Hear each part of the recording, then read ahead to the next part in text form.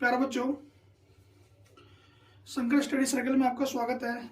मैं आज आपको class 12th political science chapter 5 second book का जो लोकतांत्रिक पुनर्व्यवस्थान, बल्कि इसका नाम बदल दिया गया है। इसका पहले नाम था हमारे पास लोकतांत्रिक व्यवस्था की संकट।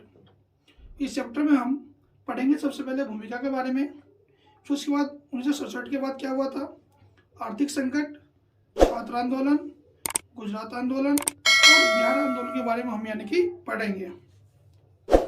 सबसे पहले हम पढ़ते हैं भूमिका। तो पढ़ते हैं, देखिए क्या क्या इस चैप्टर में बताया गया है कि भारत में 1970 के दशक में श्रीमती इंदिरा गांधी ने वचनबद्ध नौकरशाही का समर्थन किया।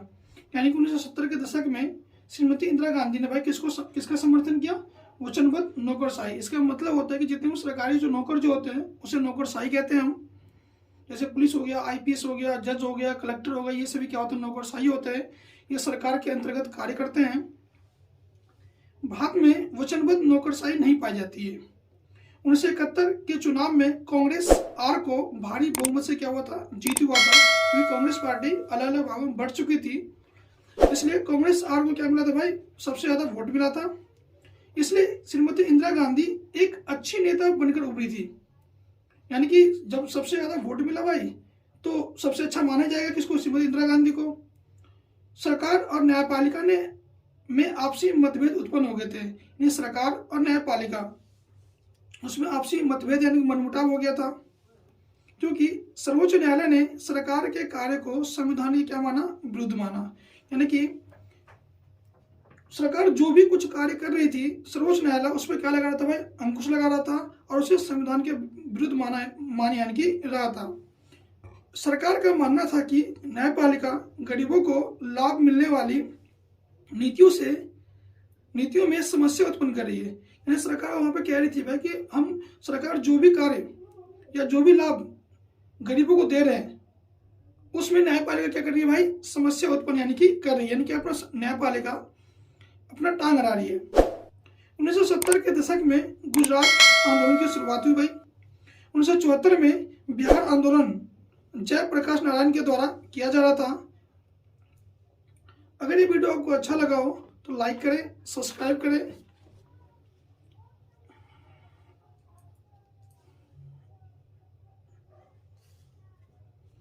आगे बढ़ते हैं हम। 1975 में श्रीमती इंदिरा गांधी के निर्वाचन को इलाहाबाद उच्च न्यायालय ने अवैध घोषित कर दिया।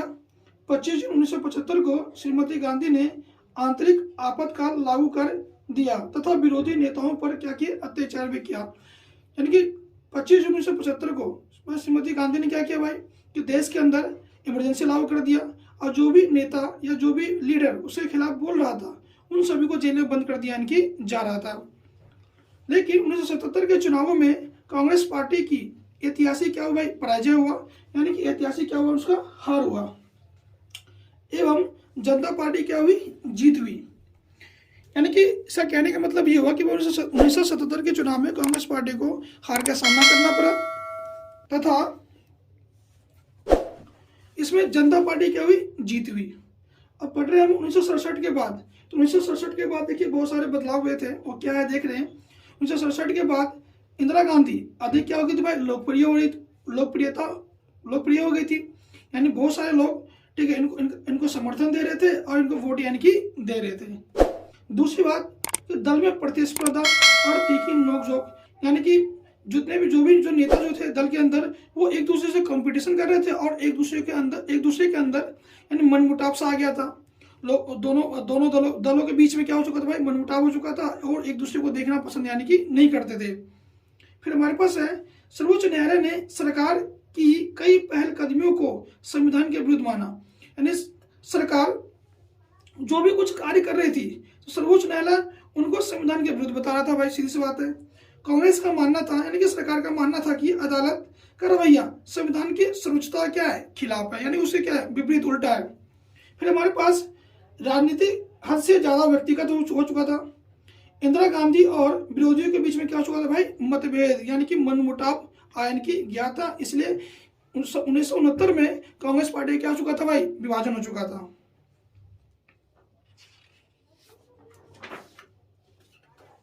अब अगला टॉपिक हम पढ़ते हैं आर्थिक स्थिति, है ना। अपना देश के अंदर अर्थव्यवस्था बहुत ज़्यादा खराब हो चुका था, और क्यों हुआ था इसका रीजन देखिए पहले क्या क्या है कि आर्थिक स्थिति में क्या क्या हुआ था। देश में विकास की गति क्या हो चुकी थी भाई, धीमी हो गई थी, यानी देश के अंदर जो विकास धीरे धीरे से हो रहा था। और तो और कि औद्योगिक विकास की दर बहुत ही कम हो गई थी।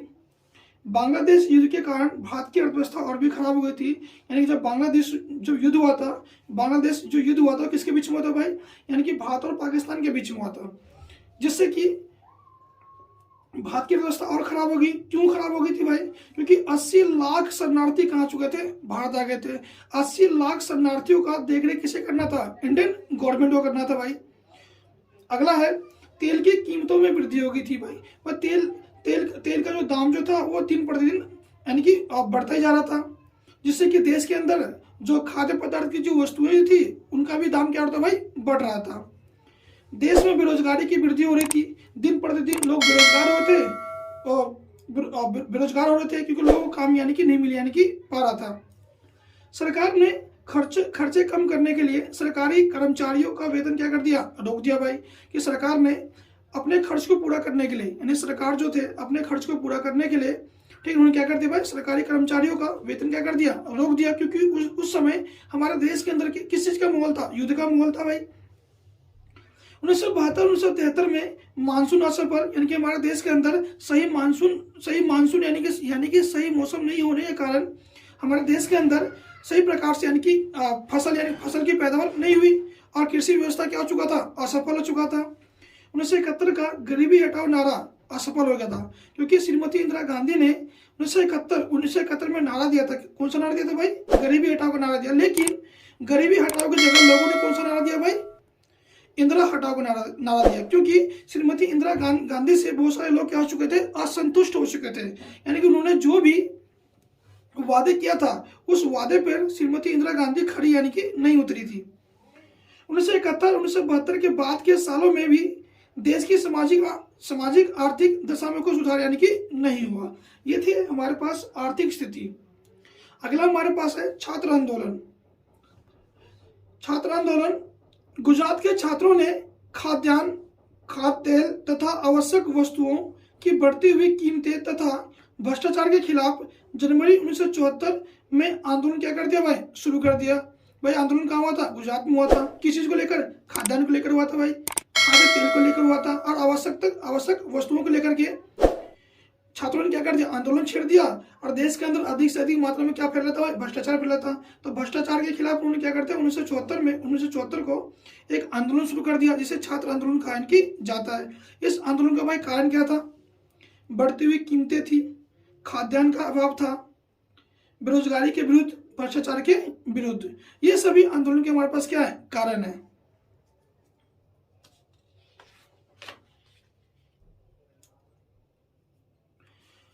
इस आंदोलन का नेतृत्व कौन कर रहा था भाई, जयप्रकाश नारायण के द्वारा किया जा रहा था, है ना। दूसरी बात कि जयप्रकाश नारायण ने इस आंदोलन में शामिल होने से पहले कौन सी दो शर्त लिखी। शर्त ये थी इनके पास कि पहला शर्त यह था कि आंदोलन अहिंसात्मक रहेगा, यानी बिना लड़ाई झगड़े के इस आंदोलन को चलाया जाएगा। क्योंकि जयप्रकाश नारायण, है ना, एक गांधीवादी विचारधारा से क्या थे, प्रेरित थे।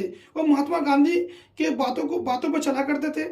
तो जयप्रकाश नारायण का मानना था कि भाई हमें आंदोलन जारी रखना होगा, और किस प्रकार रखना होगा, बिना लड़ाई झगड़े के हमें इस आंदोलन को आगे बढ़ाना होगा।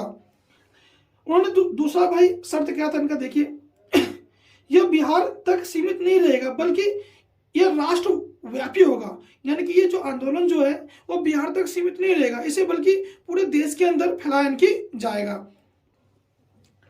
फिर जयप्रकाश नारायण के बहुत सारे समर्थक भी थे, है ना, बहुत सारे समर्थक पार्टियां भी थी। वो कौन कौन सी पार्टियां देखे, पहला थी भारतीय जनसंघ पार्टी थी, जो जयप्रकाश नारायण के क्या थे, समर्थक थे, उनका साथ यानी कि दे रहे थे। कांग्रेस वो भी जयप्रकाश नारायण के समर्थक थे और उनका साथ दे रहे थे। फिर हमारे पास है भारतीय लोकदल भी भाई इनको सपोर्ट कर रहे थे, जनता भी कर रहे थे, और सोशलिस्ट पार्टी भी भाई जयप्रकाश नारायण के क्या थे, समर्थक, इनका साथ दे रहे थे, ताकि भाई इस आंदोलन को और भी अच्छा से अच्छा और पूरे देश के अंदर फैलाया जा सके, ताकि लोगों का क्या मिल सके भाई, साथ मिल सके। फिर गैर कांग्रेसी दल ये भी ऐसे ऐसे दल थे या नेता थे जो जयप्रकाश नारायण का क्या करते भाई समर्थन देने की रहे थे। आशा करता हूँ आपको ये वीडियो अच्छा लग रहा होगा। अगर वीडियो आपको अच्छा लग रहा है तो कृपया करें, कमेंट करें, लाइक करें, सब्सक्राइब करें। फिर हमारे पास है गुजरात आंदोलन। फिर गुजरात आंदोलन कहाँ हुआ था? गुजरात आंदोलन गुजरात में हुआ था, डेट सी बात है। कब हुआ था? 1974 में हुआ था। किसने शुरू किया था? छात्रों ने शुरू किया था भाई, है ना। क्योंकि उस समय बिहार और गुजरात और बिहार में किसकी सरकार थी भाई? कांग्रेस पार्टी की सरकार थी। और वो क्यों हुआ था भाई? क्योंकि अहमदाबाद के LD इंजीनियरिंग महाविद्यालय के छात्रावास में खाने में 20% वृद्धि पर विवाद के कारण अहमदाबाद में क्या फैल गया भाई? असंतोष फैल गया। और वहां के जो छात्र थे यानी कि जो स्टूडेंट थे उन्होंने क्या कर दिया भाई? विरोध कर दिया। क्योंकि अहमदाबाद कहाँ पड़ता है भाई? गुजरात में पड़ता है। यह आंदोलन गुजरात नवनिर्माण आंदोलन का एक रूप क्या कर लिया? धारण कर लिया। यानी कि ये छोटा सा विवाद जो था ना भाई, काफी एक क्या ले लिया? एक आंदोलन का रूप ले लिया। यह घटना ने अहमदाबाद राष्ट्रीय राजनीति, यानी कि यह घटना कहाँ आया करता था भाई? राष्ट्रीय राजनीति के केंद्र में था। कहाँ पे था? अहमदाबाद में था भाई। उस समय गुजरात के भाई मुख्यमंत्री कौन थे? चिमन भाई पटेल थे। तो चिमन भाई पटेल को त्याग पत्र देना पड़ा। कहाँ? गुजरात में। क्योंकि गुजरात के मुख्यमंत्री कौन थे? चिमन भाई पटेल थे। ये आंदोलन धीरे धीरे गुजरात के सभी भागों में क्या हो गया? फैल गया। अब कांग्रेस ने इस आंदोलन को निपटने के लिए, इस आंदोलन के विरुद्ध एक चुनावी रणनीति अपनाई। इसमें क्षेत्रीय, हरिजन, आदिवासी और मुस्लिम सभी लोगों का क्या समर्थन लिया, यानी सभी लोगों को मिलाकर के एक क्या यानी कि चुनाव लड़ा। 1980 के गुजरात विधानसभा चुनाव में इस योजना में क्या मिली? यानी कि सफलता मिली।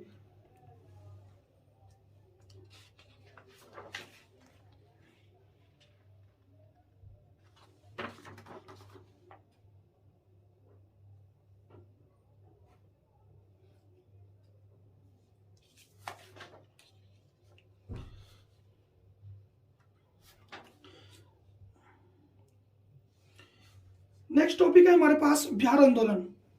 बिहार आंदोलन सन 1974 में चलाया गया था भाई। कब चलाया गया था? 1974 में चलाया गया था। इस आंदोलन का नेतृत्व कौन कर रहा था भाई? जयप्रकाश नारायण कर रहे थे। क्यों कर रहे थे भाई? यह आंदोलन भ्रष्टाचारी एवं अयोग्य कर्मचारियों के विरुद्ध में चलाया गया था। क्योंकि देश के अंदर बहुत सारे भ्रष्टाचारी लोग हो गए थे, है ना। और योग्य कर्मचारियों की जगह अयोग्य कर्मचारी की नियुक्ति हो गई थी, है ना। तो भ्रष्टाचारी और अयोग्य कर्मचारी के विरुद्ध में एक आंदोलन चलायन की गया था। यह इस आंदोलन को पूर्ण या व्यापक क्रांति भी कहा कि जाता है। यानी कि बिहार के अंदर जो आंदोलन चलाया गया था उसको पूर्ण आंदोलन तथा व्यापक क्रांति के नाम से भी जाना कि जाता है। इस आंदोलन के उद्देश्य क्या थे देखते हैं हम। इस आंदोलन का मुख्य उद्देश्य था समाज में क्रांति लाना, ताकि समाज के अंदर सभी लोग क्या हो सके भाई? जागरूक हो सके, तथा व्यक्ति के सभी पक्षों में क्रांति, व्यक्ति कोई भी फैसला या प्रत्येक फैसला अपने पक्ष में ले सके।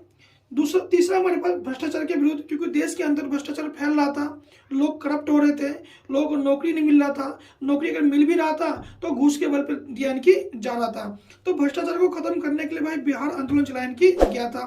और तो और कि बढ़ती कीमतों के विरुद्ध भी चलाया गया था, क्योंकि भाई देश के अंदर खाने पीने की जो वस्तुएं थी काफी महंगी हो रही थी, और बेरोजगारी के विरुद्ध, ताकि लोगों को रोजगार मिल यानी कि सके।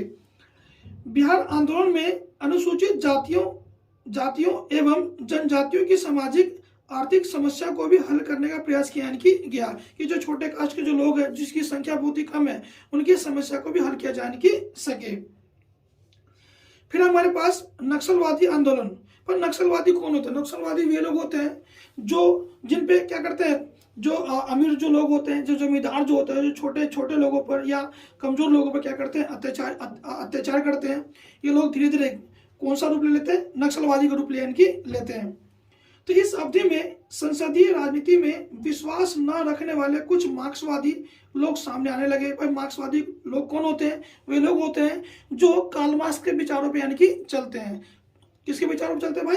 Karl Marx. कार्ल मार्क्स कौन था भाई? एक बहुत बड़े क्या था, एक राइटर था, ठीक ना। जो कार्ल मार्क्स जो है वो हमेशा पूंजीवादी के क्या भाई खिलाफ यानी कि बोलता है, उसका विरोध करता है किसा? पूंजीवादी का। इस समूह ने राजनीतिक प्रणाली और पूंजीवादी व्यवस्था को समाप्त करने के लिए हथियार का सहारा लिया। किसने भाई? नक्सलवादी लोगों ने भाई। राजनीतिक प्रणाली और पूंजीवादी व्यवस्था को खत्म करने के लिए उन्होंने किसका सहारा लिया? हथियार का। नक्सलियों ने धनी भूस्वामियों से बलपूर्वक, यानी कि जो जितने भी नक्सली जो लोग जो थे, अपने बल का प्रयोग करके उनसे सभी जमीन छीन करके उनको दे दिया भाई, गरीब और भूमिहीन किसानों को दे दिया। क्यों दिया? ताकि वो सही प्रकार से कृषि कर सके और अपना जीवन यापन करने की सके। 1967 में मार्क्सवादी कम्युनिस्ट पार्टी के लोगों के नेतृत्व में पश्चिम बंगाल के दार्जिलिंग जिले के नक्सलवादी इलाके के किसानों ने हिंसक विद्रोह किया, जिसे नक्सलवादी आंदोलन कहा जाता है। यानी ये लोग क्या करते हैं? अपने हक के लिए, है ना, अपने हक के लिए, अपनी गरीबी को खत्म करने के लिए और अपने परिवार का पालन पोषण करने के लिए इन लोगों ने क्या कर दिया भाई? विरोध कर दिया। तो इसी को हम नक्सलवादी आंदोलन कहा जाता है।